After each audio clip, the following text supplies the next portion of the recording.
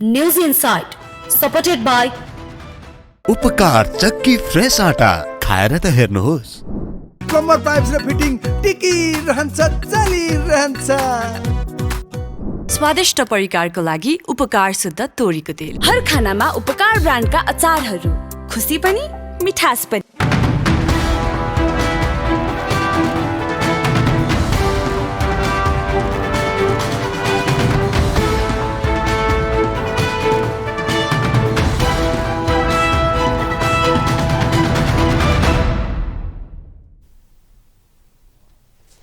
तपाईको चासोको न्यूजबारे विस्तृतमा बुझ्ने समय हो यो। खास न्यूजलाई खास कोणबाट हेर्ने समय हो यो।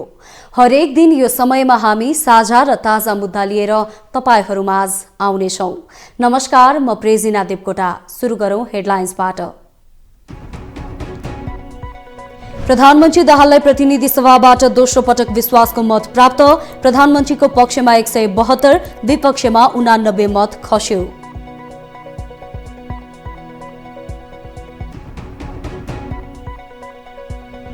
नामाकरणको विषयलाई लिएर कोशी प्रदेश अशान्त। मुख्यमन्त्री कार्कीको गाडी तोडफोडको प्रयास।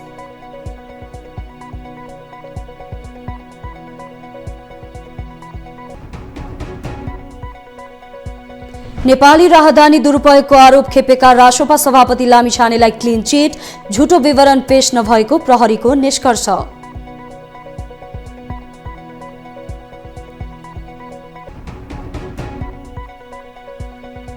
व्यवसायका समस्या समाधान नगरे व्यवसाय बन्द गर्ने होटल व्यवसायीको चेतावनी। होटल क्षेत्रलाई चक्रव्यूहबाट बचाई पुनर्जीवन प्रदान गर्न माग।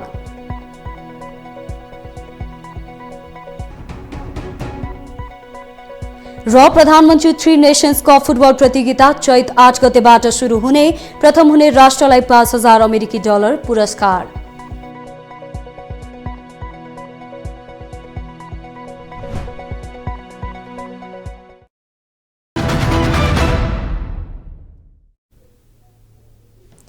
प्रधानमन्त्री पुष्पकमल दाहालले प्रतिनिधि सभाबाट दोस्रो पटक विश्वासको मत पाएका छन्। सोमबार दाहालले विश्वासको मत माग्दै राखेको प्रस्तावमा प्रतिनिधि सभा सदस्यहरूले मतदान गरेका थिए। उनले राखेको प्रस्तावको पक्षमा 172 मत खसेको थियो भने विश्वासको मत दिनुहुन्न भन्ने पक्षमा 89 मत परेको थियो। मतदानमा 262 सांसद सहभागी थिए। तीमध्ये 1 जना तटस्थ भएका थिए। प्रधानमन्त्रीलाई नेपाली कांग्रेस, नेकपा माओवादी केन्द्र, नेकपा एकीकृत समाजवादी, जनता समाजवादी पार्टी जसपा, राष्ट्रिय स्वतन्त्र पार्टी रासोपा, लोकतान्त्रिक समाजवादी पार्टी लोसपा, जनमत पार्टी, नागरिक उन्मुक्ति पार्टी र स्वतन्त्र सांसदहरूले साथ दिए। प्रधानमन्त्रीको विपक्षमा नेकपा एमाले, राष्ट्रिय प्रजातन्त्र पार्टी राप्रपा र नेपाल मजदुर किसान पार्टी उभिए। गएको पुस 10 गते प्रधानमन्त्रीमा नियुक्त भएका प्रचण्डले पुस 26 गते विश्वासको मत लिएका थिए। त्यतिबेला 268 सांसदको विश्वासको मत प्राप्त गरेका थिए। राष्ट्रपति निर्वाचनमा गठबन्धन फेरिदा एमाले र राप्रपा सरकारबाट बाहिरिएर समर्थन फिर्ता लिएपछि प्रधानमन्त्रीले दोस्रो पटक विश्वासको मत लिएका हुन्।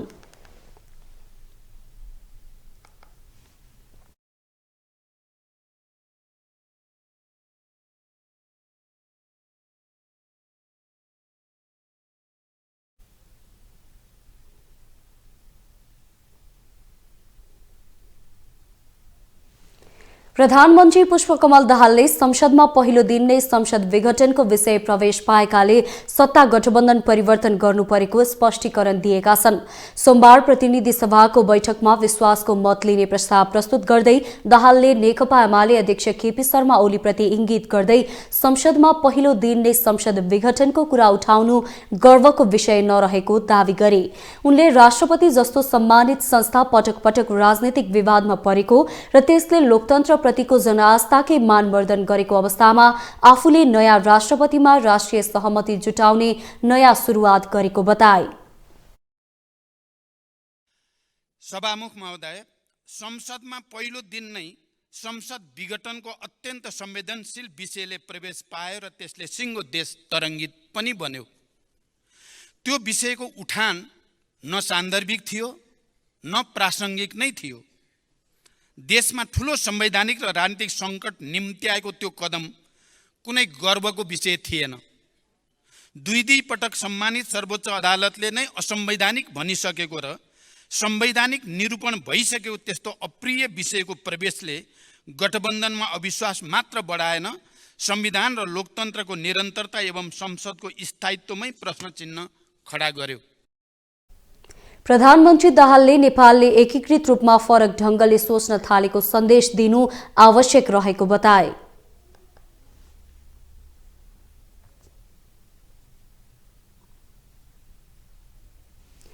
नेपाली कांग्रेसका सभापति शेरबहादुर देउवाले गठबन्धनको संस्कारमा जानुको विकल्प नरहेको बताएका छन्। कुनै दलको पनि संसदमा बहुमत आउने अवस्था नभएपछि गठबन्धनको आत्मसात गर्नु परेको देउवाको भनाइ छ। संविधान, सत्ता, संवाद, सहमति र सहकारीको माध्यमले संविधान प्राप्त भयो। म अहिले पनि राष्ट्रिय सरकारको साझा विषयहरूमा सहमतिका साथ अगाडि बढ्ने कुरा जोड दिन चाहन्छु। हाम्रो पार्टी नेपाली कांग्रेसले सम्माननीय प्रधानमन्त्री श्री पुष्पकमल दाहाल प्रचण्डले नेपालको संविधानको धारा 100 को धारा 2 बमोजिम विश्वासको मतका लागि यस गरिमामय संसदमा राख्नुभएको प्रस्तावको पक्षमा मतदान गर्ने निर्णय गरेको छ। साथै नेपाली कांग्रेस सम्माननीय प्रधानमन्त्री पुष्पकमल दाहाल प्रचण्डको नेतृत्वको वर्तमान सरकारमा पनि सहभागी हुनेछ। राजनीतिक गठबन्धनहरू अस्थिरता ल्याउने र क्षणिक स्वार्थको लागि हुन नहुने भन्दै मुलुकको राजनीतिक सुनिश्चितता नै आवश्यक भएकोले कांग्रेसले यसअघि पनि विश्वासको मत दिएको बताए।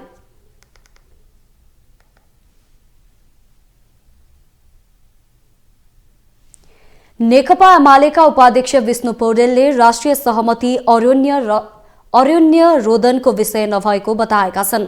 विश्वासको मत लिने प्रधानमन्त्री पुष्पकमल दाहाल प्रचण्डको प्रस्तावमाथि संसदमा भएको छलफलमा भाग लिँदै पौडेलले राष्ट्रका साझा चुनौतीको सामना गर्न र अभिभावनाहरू पूरा गर्न सिङ्गो देश र संसदमा भएका दलहरूबीच सहमति हुनुपर्ने बताए। उनले सहयात्रीलाई घोक्राएर निकाल्ने अनि सहमतिको कुरा गर्ने मेल खाने विषय होइन भन्दै माओवादी विरुद्ध आक्रोश व्यक्त गरे।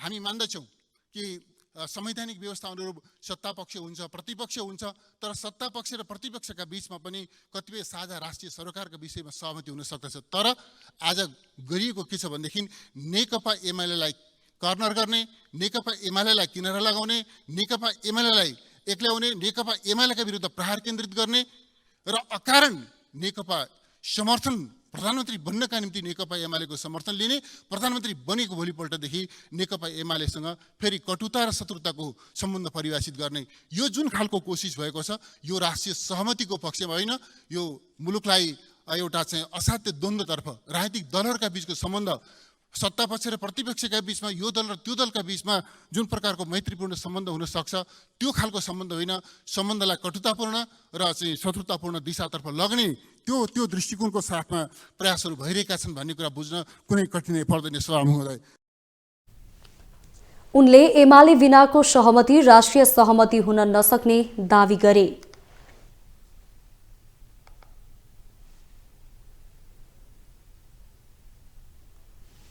राष्ट्रिय स्वतन्त्र पार्टी राष्ट्रपाले आफूहरूको विशेष पहलमा बनेको न्यूनतम साझा कार्यक्रम कार्यान्वयन हुने आशामा प्रधानमन्त्री पुष्पकमल दाहाललाई विश्वासको मत दिएको जनाएको छ।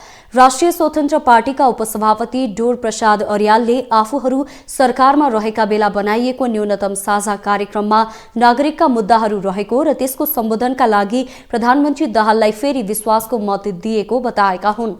उनले आफ्नो दललाई आपत परेको बेला साथ दिएको भन्दै एमाले अध्यक्ष केपी शर्मा ओलीलाई धन्यवाद समेत दिए। हाम्रै विशेष पहलमा सरकारको न्यूनतम साझा कार्यक्रम तयार गर्यो। सरकारले विशेष पहलमा सरकारले न्यूनतम साझा कार्यक्रम तयार गर्यो जसमा हाम्रा वाचापत्रका कयौं बुदाहरू समावेश छन्। ती बुदाहरू हाम्रा होइनन्, आम नागरिकका हुन्। आम नागरिकका ती मुद्दाहरू सम्बोधनमा सरकारले निरन्तरता दिने विश्वास नै हामीले प्रधानमन्त्रीलाई विश्वासको मत दिनुको प्रमुख आधार हो। हामी गुण र दोषका आधारमा सरकारको समर्थन र विरोध गर्नेछौँ। सरकारलाई हामीले दिएको समर्थन भनेको सरकारले जे गरे पनि ठिक हो भन्ने कबुलियतनामा होइन। नागरिकका मुद्दामा इमान्दारिता गुमाएको दिन हामी प्रतिपक्षमा उभिनेछौँ। उपसभापति अर्यालले जनताले आफ्नो पार्टीबाट आशा गरेको उल्लेख गर्दै उनीहरूको सो अपेक्षा पूरा हुने गरी काम गर्न प्रतिबद्ध भएर लागि पर्ने बताए।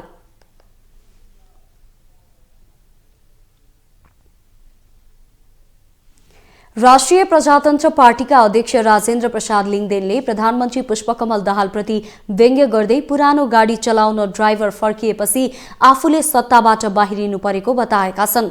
सोमबार प्रतिनिधि सभाको बैठकमा बोल्दै उनले हाइड्रोजन गाडी दिँदै प्रधानमन्त्री थोत्रको गाडीमा फर्किएको बताएका हुन्। उनले प्रधानमन्त्री दाहालले धोका दिएपछि आफू सरकारबाट बाहिरिएको र यसमा इतिहासले मूल्याङ्कन गर्ने बताए। भनेर आएपछि अनुभवी ड्राइभर छ भनेर गाडी पनि अब यो मेरो गाडी मैले चलाइराखेको गाडी थोत्रै भयो, पुरानो भयो, छोड्छु, तपाईँहरूको नयाँ गाडी चलाउँछु, चढ्छु, हाँक्छु, मेरो अनुभव छ भनेपछि लाइसेन्स भएको मान्छे दिउँ भनेर गाडी पनि कहाँ हाइड्रोजन गाडी दिए। हाइड्रोजन गाडी दिएको गाडी स्टार्ट नहुँदैखेरि ड्राइभर हाम फालेर थट म त पुरानै गाडी चलाउँछु भनेर हिँडेपछि अब हामीले के गर्ने? केही समय सरकारमा रहेर बाहिरिएको राप्रपाले प्रधानमन्त्री दाहाललाई विश्वासको मत दिएन।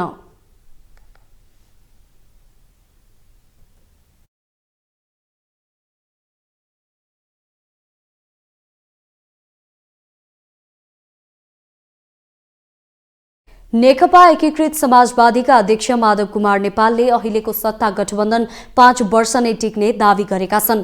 सोमबार प्रतिनिधि सभाको बैठकमा बोल्दै नेपालले अहिलेको गठबन्धन आगामी 5 वर्ष नै टिकेर देश विकास गर्ने र देशलाई समृद्धिको विकासतर्फ अग्रसर बनाउने बताएका हुन्। उनले वैशाखमा विश्वासको मत फेरि लिनुपर्ने होइन भन्ने प्रश्न उठिरहेको भन्दै त्यो प्रश्न गर्नु अस्वाभाविक नरहेको बताए।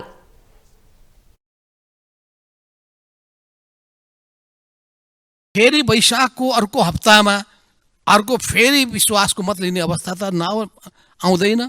यो आशंका गर्नु अस्वाभाविक ठान्दिनँ म, तर त्यो अवस्था आउँदैन भन्ने कुराको मलाई विश्वास छ।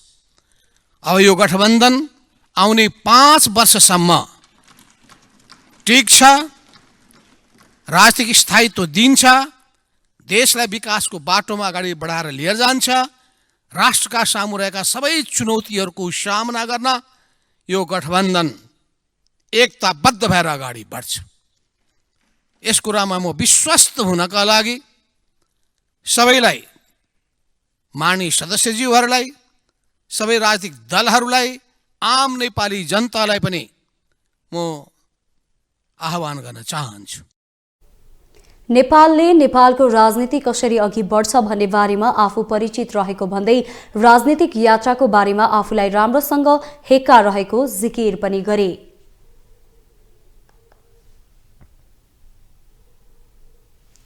जनता समाजवादी पार्टी नेपालका सांसद प्रदीप यादवले प्रधानमन्त्री पुष्पकमल दाहालको प्रशंसा गरेका छन्। सोमबार प्रतिनिधि सभा बैठकमा बोल्दै उनले दाहाल साहसिक प्रधानमन्त्री भएको भन्दै त्यस्तो प्रधानमन्त्री मुलुकले कमै पाउने दावी गरे। उनले विगतमा गरिएको प्रतिबद्धता कार्यान्वयन गरेर अघि बढ्न प्रधानमन्त्री दाहालको पनि ध्यानाकर्षण गराए। सम्माननीय प्रधानमन्त्री पुष्पकमल दाहालज्यूले आज दोस्रो पटक प्रतिनिधि सभामा विश्वासको मत लिनको लागि प्रस्ताव गर्नुभएको छ। प्रधानमन्त्री दाहालजीको नेतृत्वको सरकार एउटा विशेष परिस्थितिमा बनेको छ, जसको मुख्य कार्यभार संविधानको संरक्षण, संहिताको सफल कार्यान्वयन र सबलीकरण तथा जर्जर अर्थतन्त्रलाई सही बाटोमा ल्याएर जनताको सुशासनको प्रत्यावृत्ति गर्ने रहेको छ। प्रधानमन्त्रीज्यूले यसपालिको आफ्नो कार्यकालमा पहिलेको कार्यकालका अनुभवको आधारमा अझ बढी सफलतापूर्वक भूमिका खेल्ने कुरा बारम्बार प्रतिबद्धता व्यक्त गर्नुभएको छ। सांसद यादवले महँगी नियन्त्रण गर्न पनि सरकारलाई सचेत गराए।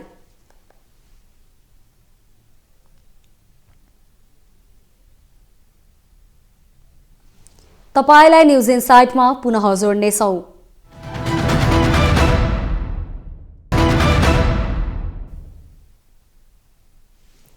कोशी प्रदेशका मुख्यमन्त्री हिक्मत कुमार कार्की सवार गाडीमाथि तोडफोड प्रयास भएको छ।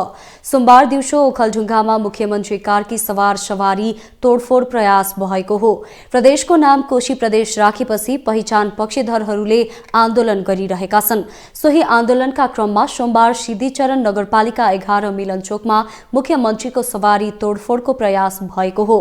प्रदर्शनकारीले मुख्यमन्त्रीको सवारीलाई अवरोध गर्न खोजेपछि प्रहरीले सामान्य बल प्रयोग गरेको थियो। यद्यपि सवारीमा कुनै क्षति नभएको प्रहरीले जनाएको छ। आइतबार विराटनगरमा करिब 5000 प्रदर्शनकारी भेला भएर पहिचानको आधारमा नाम राख्न माग गर्दै प्रदर्शन गरेका थिए। प्रदर्शनका क्रममा प्रहरीसँग झडप पनि भएको थियो। विभिन्न कार्यक्रममा सहभागी हुन आइतबार मुख्यमन्त्री कार्की ओखलढुङ्गा पुगेका थिए। आइतबार एक कार्यक्रममा उनले प्रदेशसभाका 90% सांसदको समर्थनमा कोशी नामाकरण भएको भन्दै अब त्यसबारे कुनै छलफल समेत नहुने बताएका थिए।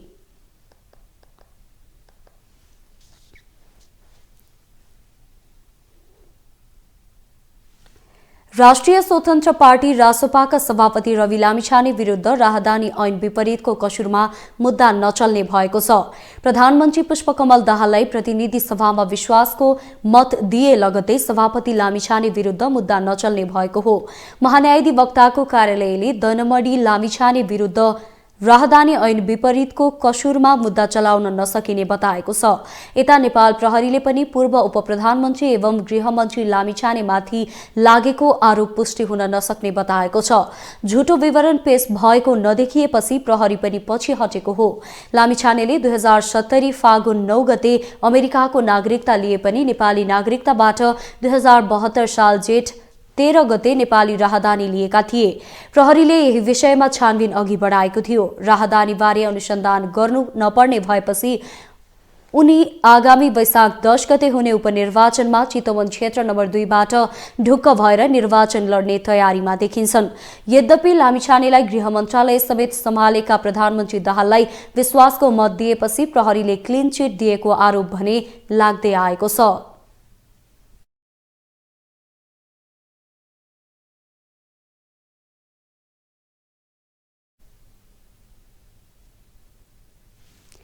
राष्ट्रिय स्वतन्त्र पार्टीका सभापति रवि लामिछानेले राहदानी मुद्दामा सर्वोच्च अदालतबाट क्लिन चिट पाएसँगै उनी यतिबेला वैशाख 10 मा चितवन क्षेत्र नम्बर 2 मा हुन लागिरहेको उपनिर्वाचनमा निर्वाचनको तयारीमा जुटिसकेका छन्। यसै विषयलाई लिएर आज सामाजिक सञ्जालमा विभिन्न टिक्का टिप्पणी व्यक्त भएका छन्। केही सामाजिक सञ्जाल प्रयोगकर्ताहरूको भनाई अबको क्रममा।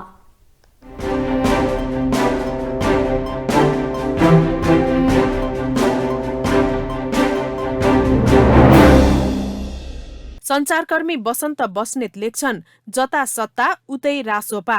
रवि लामिछाने नेतृत्वको रासोपाले गरेको एकपछि अर्को निर्णय संगतिपूर्ण देखिँदैन। गृह मन्त्रालय नपाएका कारण सरकारबाट हटेको रासोपाले जता सत्ता उतै निर्णय गरिरहेको छ। त्यस्तै डम्बर छेत्री भन्छन्, राजनीतिक रूपमा कमल थापा र रवि लामिछानेमा खासै फरक देखिएन। जोसँग भए पनि जसरी भए पनि सत्तामै टाँसिने। हिजो किन प्रचण्ड सरकारबाट समर्थन फिर्ता लिए र आज किन उनैलाई समर्थन गर्दैछन्? जवाफ छ जनतालाई उल्लु बनाउने। यस्तै पुष्पक थापा ट्विट गर्छन्, आज प्रचण्डलाई विश्वासको मत दिँदै रासोपा फेरि सरकारमा जाने। कति मिलनसार छन् हाम्रा रवि लामिछाने। जति बेला जोसँग पनि मिल्न सक्ने, कतिखेर बालाई बोक्ने कतिखेर नानीको बालाई बोक्ने भन्ने कुरा मजाले आउने रहेछ। त्यसै गरी तीर्थ प्रसाईको भनाइ छ, रविको सत्ता मोह र तोसीमाको गरिब सम्बन्धी धारणाले नाक लाग्यो। सिद्धान्त त थिएन, जनताको सेवाप्रतिको बुझाइ पनि टिठ लाग्दो देखियो। काङ्ग्रेस एमालेलाई विस्थापन गर्लान् भनेको तिनैका पछि भिख माग्दै दगुरेर सकिने भए कि मलाई मात्र यस्तो लाग्या? कचौरै बोकेर लाग्या झैं छन् त। यता वसन्त घिमिरे लेख्छन्, म त सर्वसाधारण हुँ, नेता भएकै कारण पाउने सुख सुविधा केही उपभोग गर्दिन भनेका रवि लामिछाने हिजो भिभिआइपी कक्षमा बसेर क्रिकेट हेरेछन्। टिकट काटेका जनता चाहिँ छिर्न नपाएर रुख चढेर क्रिकेट हेरे। तसर्थ यो आदर्श छाट्ने ढोंगीहरूबाट जोगिनुस् मित्रहरू। उता कुल कोइराला भन्छन् कति मिलनसार छन् हाम्रा रवि लामिछाने, जति बेला जोसँग पनि मिल्न सक्ने। यस्तो मिलनसार मान्छेलाई एउटा गतिलो मन्त्रालय गृह दिएनौ भने 17,000 मारे भन्दा ठूलो पाप लाग्छ प्रचण्ड तिमीलाई। अर्का सामाजिक सञ्जाल प्रयोगकर्ता काले दाईको भनाइ छ, राष्ट्रिय स्वतन्त्र पार्टीले प्रधानमन्त्री पुष्पकमल दाहाल प्रचण्डलाई विश्वासको मत दिने निर्णय गरेको छ। यसले के जनाउँछ भने कांग्रेस, माओवादी, एकीकृत समाजवादी, जनता समाजवादी आदि दलहरू जुन शक्ति केन्द्रबाट परिचालित छन्, रासोपा पनि त्यही शक्ति केन्द्रबाट परिचालित छ। यसैगरी निर्मल प्रसाई लेख्छन्, पासपोर्ट र विश्वासको मतको साटासाटलाई इतिहासले कलङ्कित र कुकृत्यको रूपमा हेर्नेछ, ढोङ र पाखण्डको पराकाष्ठ मान्नेछ। यो उन्मुक्तिको दाग 5,000 वर्षपछि पनि मेटिने छैन।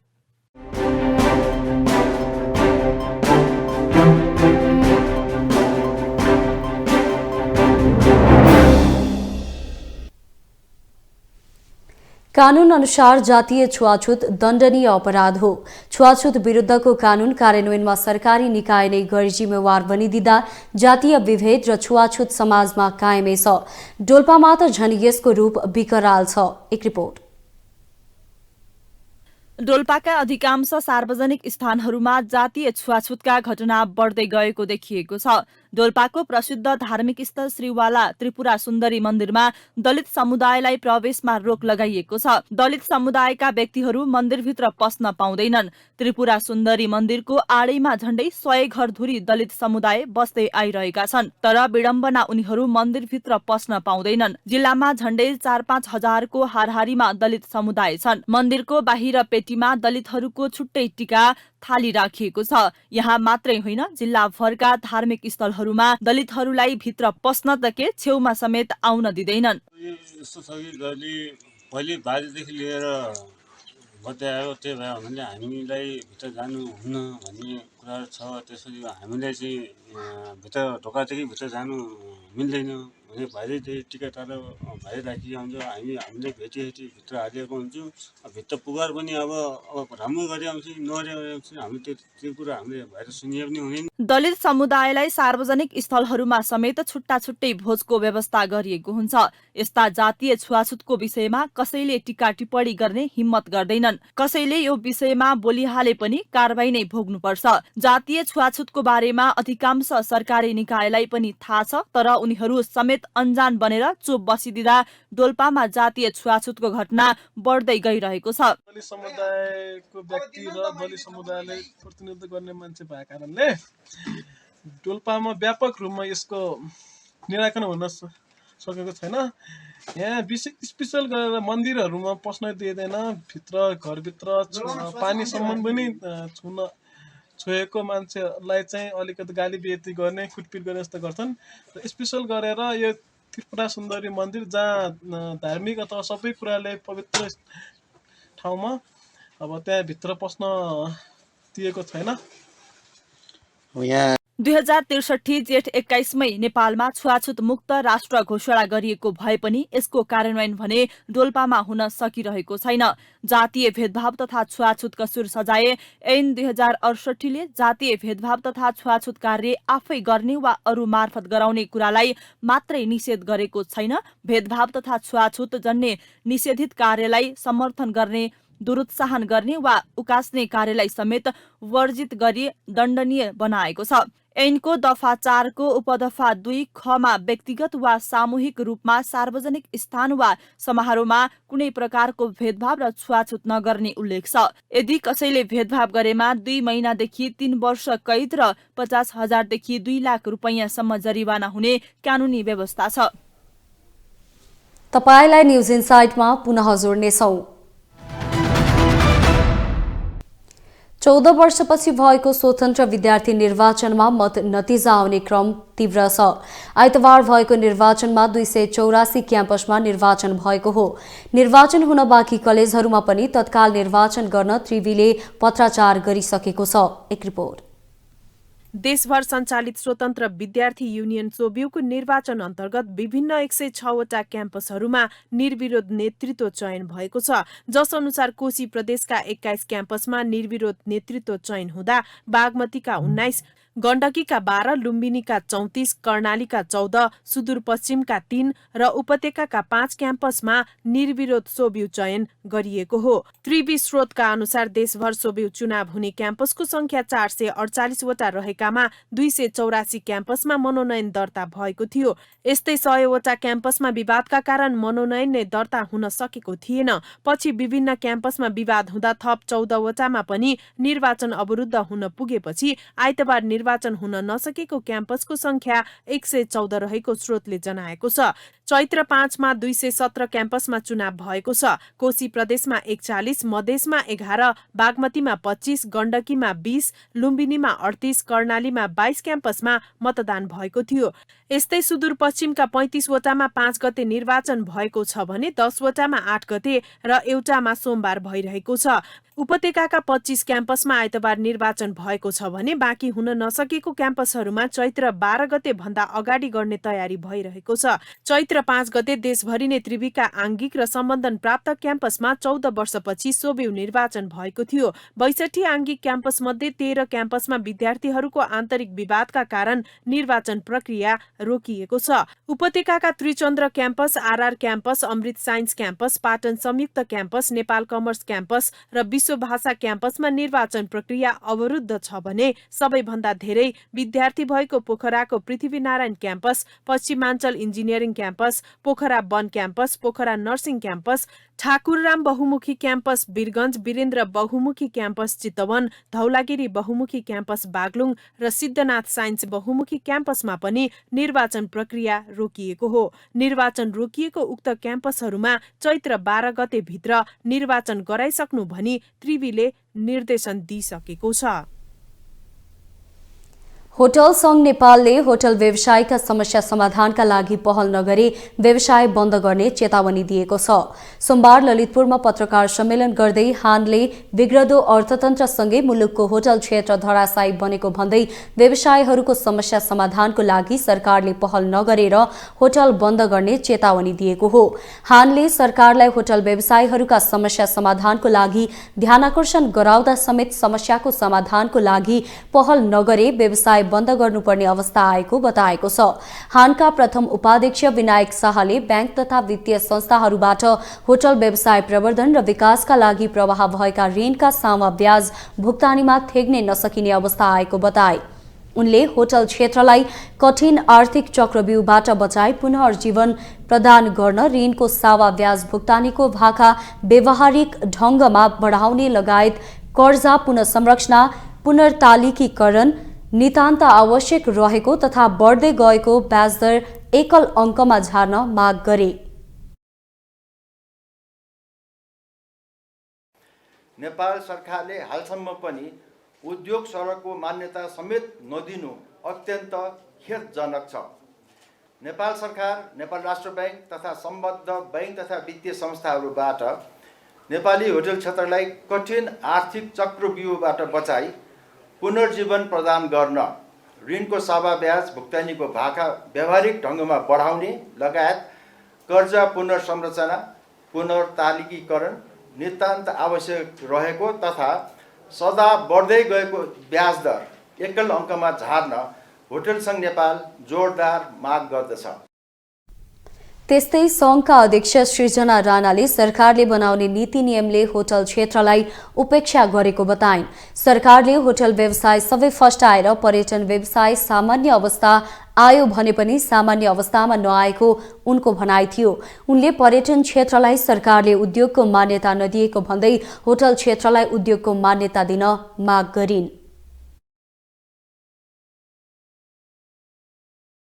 सबैलाई चाहिँ नि उद्योग सरको मान्यता, हाम्रो टुरिज्मलाई उद्योगको मान्यता छैन। आज पनि हामीले बिजुली बत्ती तिर्दाखेरि एउटा घर सरको बिजुली बत्तीको मूल्याङ्क गरेर हामी तिरिरहेको हुन्छ।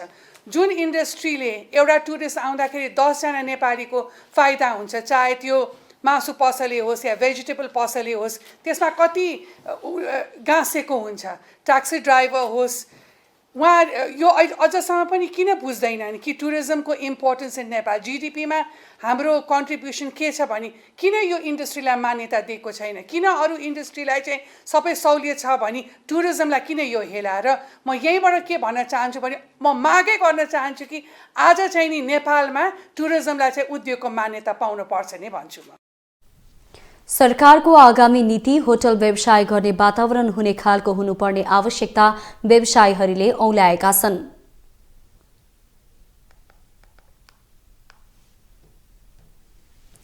लुम्बिनी घुम्न जाने विदेशी तथा आन्तरिक पर्यटकमा वृद्धि भएको छ। कोरोना महामारीका कारण थलिएको पर्यटन क्षेत्र विस्तारै लयमा फर्कदै गर्दा लुम्बिनी भ्रमण गर्न जाने बाह्य तथा आन्तरिक पर्यटकमा पनि वृद्धि भएको लुम्बिनी विकास कोषले जनाएको छ। एक रिपोर्ट।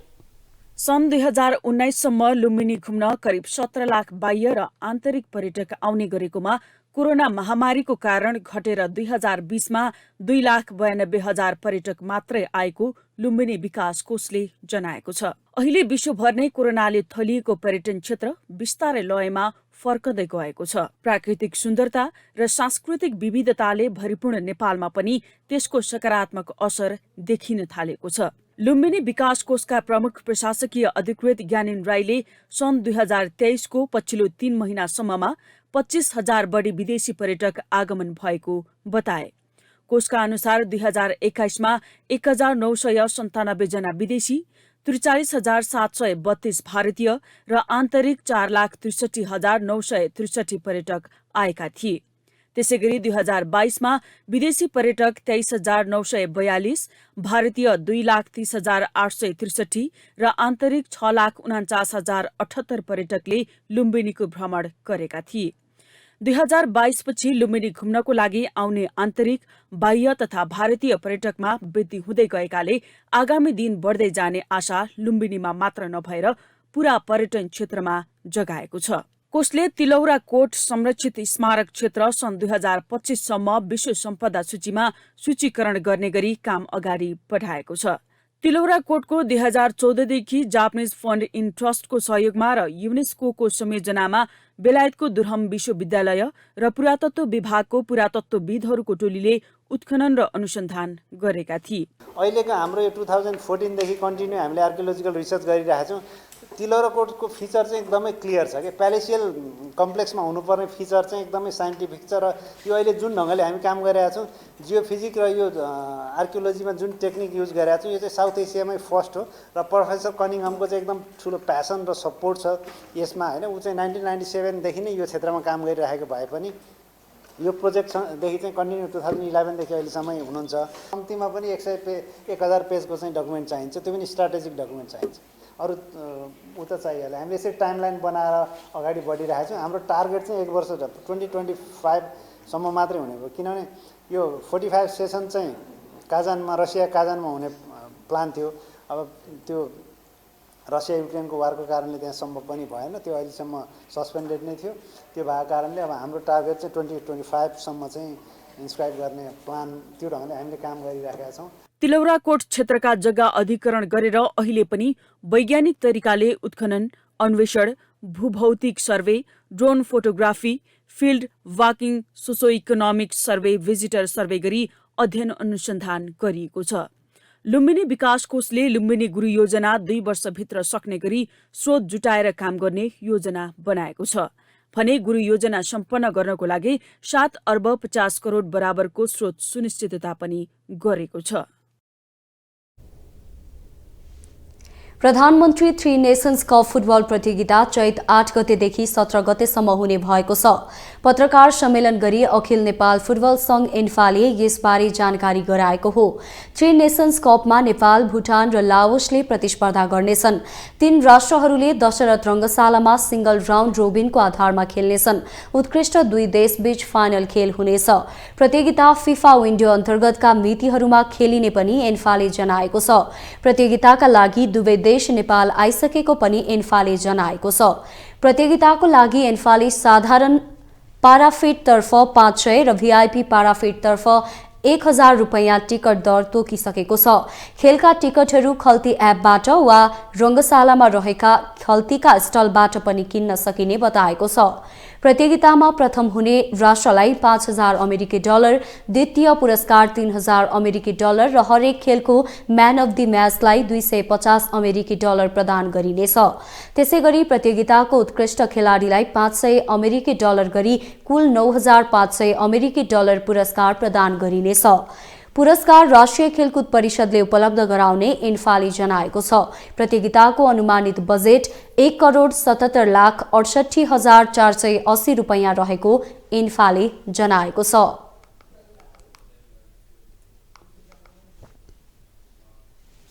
आज विश्व खुशी दिवस। सरल दैनिक अभ्यास अपनाएर सँगै खुशी र दयालु संसार बनाउन सक्छौं भन्ने विश्वासका साथ यो दिवस मनाउने गरिएको पाइन्छ। उक्त दिवस मनाइरहँदा युरोपेली मुलुक फिनल्यान्ड लगातार 6औं पटक सबैभन्दा खुशी देशको सूचीमा अग्र स्थानमा परेको छ। ग्यालप ओल्ड पोलको जीवन मूल्याङ्कनमा आधारित प्रतिवेदन अनुसार फिनल्यान्ड खुशी हुने सूचीमा पहिलो स्थानमा परेको छ। स्वस्थ जीवन प्रत्याशा, प्रति व्यक्ति आय, सामाजिक समर्थन, कम भ्रष्टाचार, समुदायमा उदारता लगायत विषयमा आधारित प्रतिवेदनले फिनल्यान्डलाई उक्त सूचीमा राखेको हो। त्यस्तै दोस्रोमा डेनमार्क, तेस्रोमा आइसल्यान्ड र चौथोमा इजरायल परेको छ। इजरायल गत वर्ष 9 नम्बरमा समावेश थियो। त्यसपछि क्रमशः 5औंमा नेदरल्यान्ड्स, 6औंमा स्विडेन, 7औंमा नर्वे, 8औंमा स्विजरल्यान्ड, 9औंमा लक्समबर्ग र 10औंमा न्युजिल्यान्ड रहेका छन्। त्यस्तै सूचीको सबैभन्दा पछाडि अफगानिस्तान परेको छ। त्यसभन्दा माथि 136औंमा लेबनान रहेको छ। त्यसपछि पछाडिबाट क्रमशः Sierra Leone, Zimbabwe, Congo, Botswana, Malawi, Comoros, Tanzania, Zambia, Madagascar, Bharat लगायत रहेका छन्। युद्धका कारण ग्रसित रुस 70औं र युक्रेन 92औं स्थानमा छ।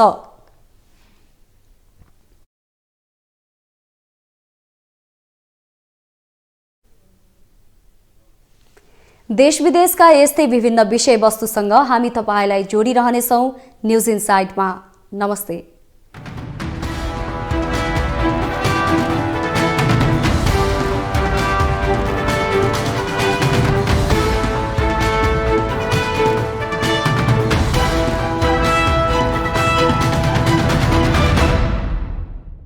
न्यूज इनसाइट सपोर्टेड बाई उपकार चक्की फ्रेश आटा खाएर त हेर्नुहोस्। प्लम्बर पाइप्स र फिटिङ टिकिरहन्छ, चलिरहन्छ। स्वादिष्ट परिकारको लागि उपकार शुद्ध तोरीको तेल। हर खानामा उपकार ब्रान्डका अचारहरू, खुसी पनि मिठास पनि।